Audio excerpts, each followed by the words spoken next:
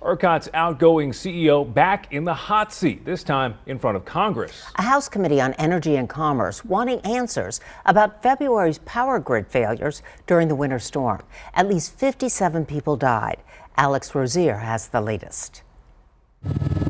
North Texas Congressman Mark Vesey kicked off congressional criticism after the winter storm. We were literally 5 minutes, less than 5 minutes away from the entire grid crashing. Outgoing ERCOT CEO Bill Magnus and Houston Mayor Sylvester Turner both testified about what went wrong. Infrastructure needs to be improved. It is outdated. I do agree we need to rely more on technology. The president of the North American Electric Reliability Corporation said state leaders didn't listen to warnings after the 2011 winter storm about the need to weatherize equipment. What I understand Texas did was to put in place legislation that required weatherization, but not to a specific level.